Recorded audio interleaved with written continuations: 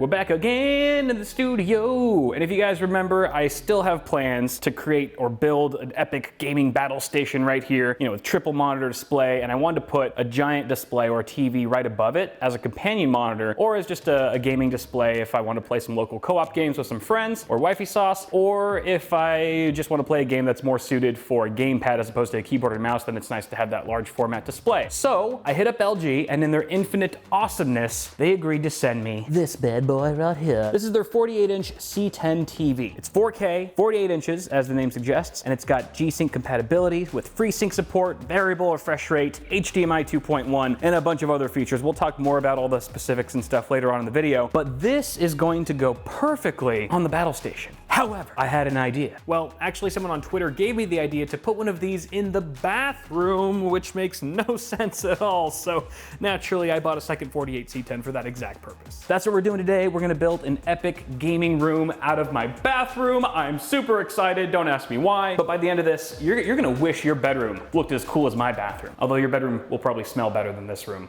on most days. Okay, let's get to work, shall we? This video is brought to you by World of Warships. Now I know what you're thinking. There's only one thing that World of Warships is missing for making it the perfect game. Transformers! Not those Transformers, these Transformers. That's right, now you can customize your ships with 4 new skins inspired by iconic characters from the franchise, including Optimus Prime, Bumblebee, Rumble, and Megatron. You'll even hear commanders quote popular phrases so you can rock out with your butt out. There is more to this situation than meets the eye. New players get 2 invite codes to choose between Autobots or Decepticons, with both options including a premium ship, Transformers camo, and Commander. Like your sad decaying body, this offer is only here for a limited time, so hurry up and experience extreme sea combat like never before. Team up with your so-called friends and devise unique battle tactics on the open waters. Command and customize 300 different historical ships with stunning graphics that don't require an impossibly hard-to-find GPU. Don't let your dreams be dreams, and use the links in the description below to start playing World of Warships today. That's an order, Seaman!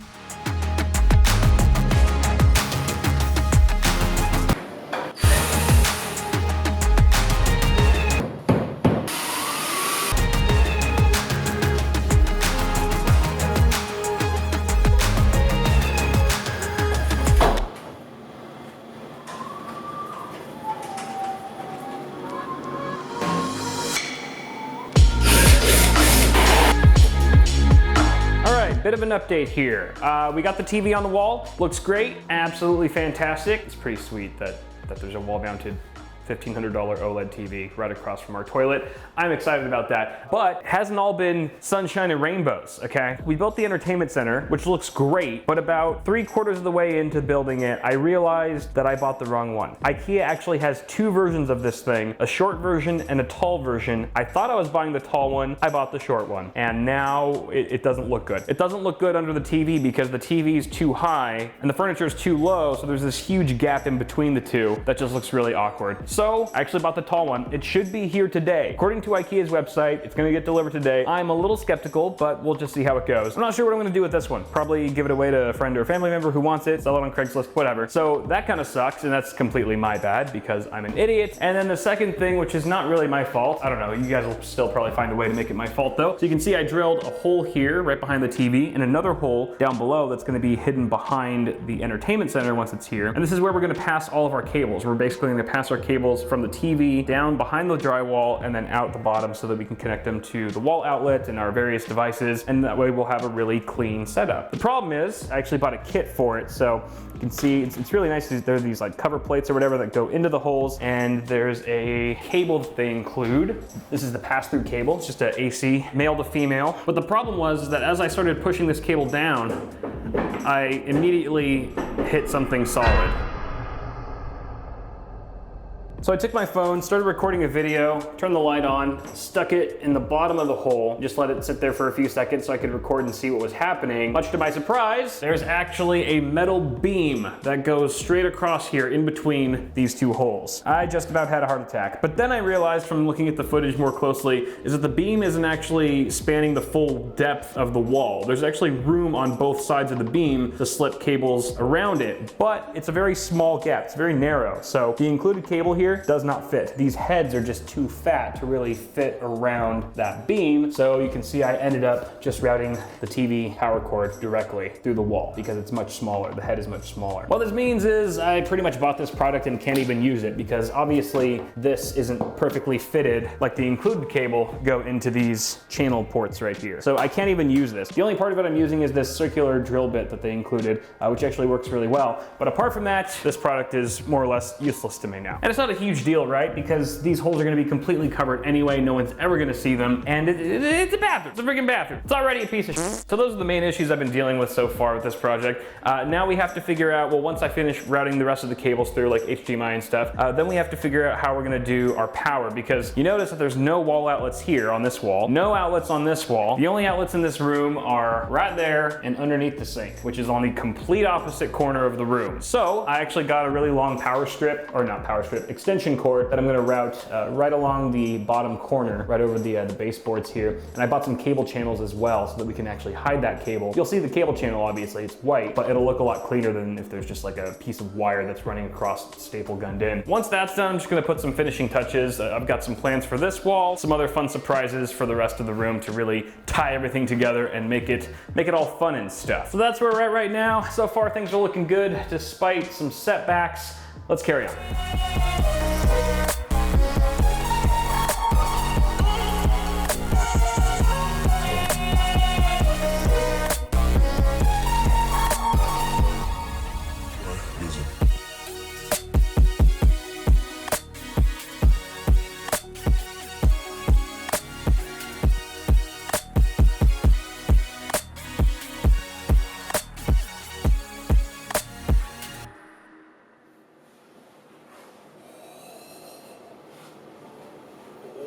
Baby. Oh my God!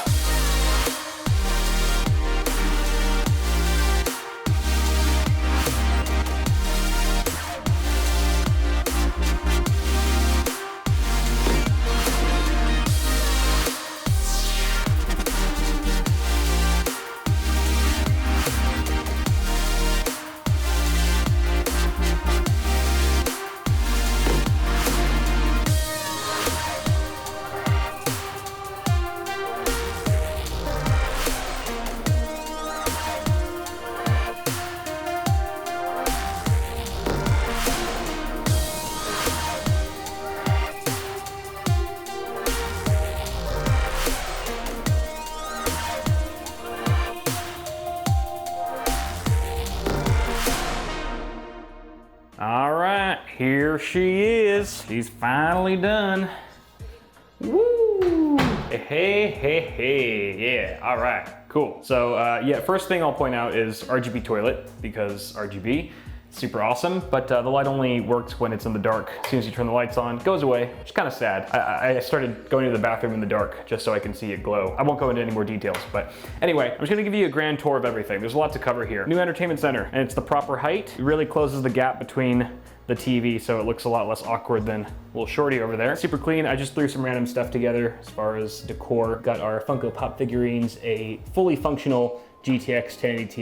Yeah, I know, weird flex. And then we've got a second toilet in our bathroom, Xbox One X, as well as a gaming PC. We've got a Ryzen 7 2700, and then a RTX 2080 Founders Edition. And then we also have TV with addressable RGB lighting strips. This is actually from Govee, the same brand that I used for the big floating desk out in the film set, but this is addressable, whereas the other one is not. So I actually have better RGB lighting in my bathroom than I do elsewhere in the studio, which is super awesome. It looks great too. Above the TV, we've got an acoustic panel. This isn't foam, this is actually a slightly nicer one. This came in a set of like 5 or 6, I think, and I just used one of them. I wasn't planning to put it up there, but something needed to fill that empty space. And this just goes perfectly. I love the navy blue color, kind of matches nice contrast with the wall, and it's really the perfect size. It looks like it was meant to be there. It doesn't really do anything for actual sound treatment because there's just one of them. It's still really echoey in here, as you can tell, but it does look pretty nice. Just wanted to put up a couple posters. These are actually from the old office that have just been collecting dust since we moved out, and now they're here. We also have our peripherals. Remote for the TV, another little QWERTY keyboard with trackpad for the PC, as well as an Xbox One controller. So this is like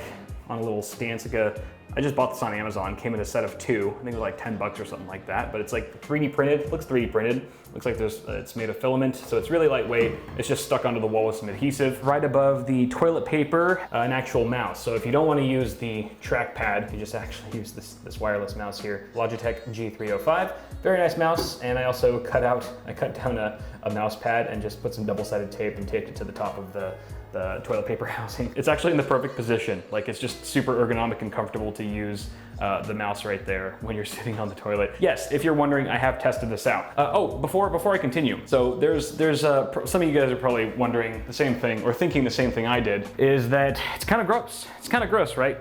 You're in a bathroom doing your business and then you're putting your nasty hands all over this stuff. Well, for one, I'm pretty much the only person that's ever here. But let's say hypothetically somebody else did come in here and actually wanted to use this, then sanitization is a concern. So we've got a couple things to help us out with that. For one, hand sanitizer, okay, as well as a box of disposable nitrile gloves, latex free. So if whoever is going to use this setup wants to put those on before they handle the peripherals, that is a thing that they can do. And then finally, we can actually control a lot of the stuff. If we're just talking about multimedia playback like movies and TV, we can control it with our voice. Actually connected a Google Chromecast right here, and HDMI CEC is enabled on the TV, so this TV does support it. That basically allows you to interface with the TV using various third-party connected devices via HDMI. So I can do things like, okay, well, turn off the TV. And so you can see I'm using the Google Home to give the commands to the Chromecast, which is then controlling the TV. Okay, Google, turn on the TV.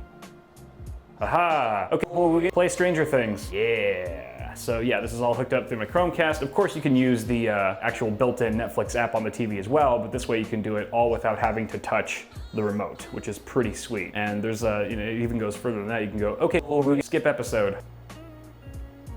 You can use this setup without ever having to touch a remote or anything like that. If you want a game, that's a completely different story. You'll have to put on some gloves or use the hand sanitizer. There's no way around that. The other thing is lapdog. So you don't have to game with just a gamepad if you're trying to game on the PC. You can actually game with a full-blown mechanical keyboard and mouse. This is the Corsair lapdog, the K63 wireless, and then you can just use that G305 on the built-in mouse pad here. Yes, I tested that out as well, and it works perfectly. And I mounted my silver play button here from YouTube, my little award plaque thing for hitting 100,000 subscribers back in the day when the channel was still called Awesome Sauce Network, super awesome. And then we also have a sink, which was already here, of course. This is the little projector that's been casting the galaxy of stars that you see. So yeah, it actually looks really nice. The only problem is that I don't really have a good place for it. This is the best corner of the room to put it in, so that it's projecting on all this other stuff, but I just don't know where to put it. There's nowhere to put it. So I'm thinking I might just like build a little shelf, like maybe install a little corner shelf right here so I can just mount it. That way it's not resting on the sink. Or I might get like a really tall, skinny stand and put it in the corner so that I can go on top of it. But yeah, this is, in case you're curious, this is a Bliss Lights Skylight. I don't know, there's a million different options for these things on Amazon, so I just picked one that was highly rated and fit my budget, which is like 50 bucks. Kind of crazy that these things cost that much. And that's actually somewhat on the cheap end. I've seen them go even beyond that. But yeah, it looks really nice. It definitely adds that cool factor, I guess, to the room. It's completely unnecessary, but then again, so is everything else in this room, besides the toilet. But yeah, that's the setup in a nutshell. And I think it's a work in progress. I still have some other ideas floating around that I want to try out. Racing sim anyone? That'd be awesome. So yeah, there'll probably be some updates here and there. Probably not gonna make a dedicated video on that because they're just like little things they'll be adding sporadically. But if you want to follow me on Twitter or Instagram, then I'll probably be posting more updates of this bathroom there. Let's talk about the TV, shall we? Now there's a ton of features on this thing that I can't possibly cover in this video. However, I'm gonna shout out Paul's video that he just did on his G10. Also an LG OLED that has pretty much almost the exact same features as this one. So if you wanna find out more detail about this panel, then go watch his video. I'll put a link in the description. He does an awesome job, very detailed and very thorough, as Paul always is. That being said, I did wanna talk about some of the notable features here, particularly the ones on this TV that I'm gonna be using the most in this room, in this environment, which is for gaming. The first thing I want to point out is there's a lot of things that make this TV just amazing for playing games on. Resolution, refresh rate, responsiveness, and overall picture quality. So for starters, we've got 4K, 120 Hz, and HDR, right? But as of now, we can only utilize 2 of those at the same time. That's because all existing graphics cards on the market only go up to HDMI 2.0, including the RTX 2000 series card that's in here right now. But once Ampere comes along from NVIDIA, the RTX 3000 series, those will natively support HDMI 2.1 that has enough bandwidth to run 4K 120 Hz and HDR all at the same time. So I won't have to wait much longer before I can actually test that out in this room, which is super exciting because Ampere is right around the corner. But for now, I have the options between 4K 120 Hz and standard SDR, which still looks fine, or I can do 4K 60 Hz with HDR. I usually reserve the first set of options for when I'm gaming, like or playing a fast-paced game. But if I'm playing a slow-paced game where I just really want it to look pretty, or if I'm just playing back media, then I'll do the second option with 60 Hz and HDR enabled. The screen has a 1 millisecond response time, so it's super fast, about as fast as it gets. Yes, there are some panels out there that have sub 1 millisecond response times, but that's not quite as common. So super quick, pretty much no ghosting as far as I can see. And then it's also got ALLM, which is automatic low latency mode. So once it detects a PC's powered up or you fire up a game, it'll automatically enable low latency, so it significantly reduces the input lag. I think it goes down to like 13 milliseconds or something crazy like that. And of course we have variable refresh rate technology built in, including G-Sync and FreeSync. FreeSync was added more recently, and those technologies allow you to game without tearing.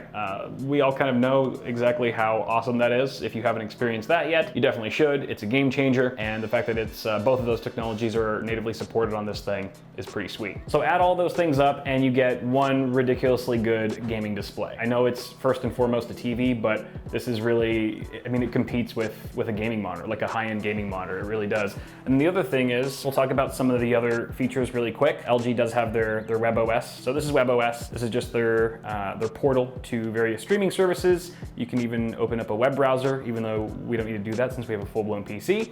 But it's very intuitive. I actually really like the WebOS. I do often use, at home, like Wifey Sauce and I will use WebOS and just launch streaming apps through the TV directly, even though we have an HD PC. Sometimes we just, I don't know, it seems more intuitive once in a while. One thing I will say though is this remote, the wand.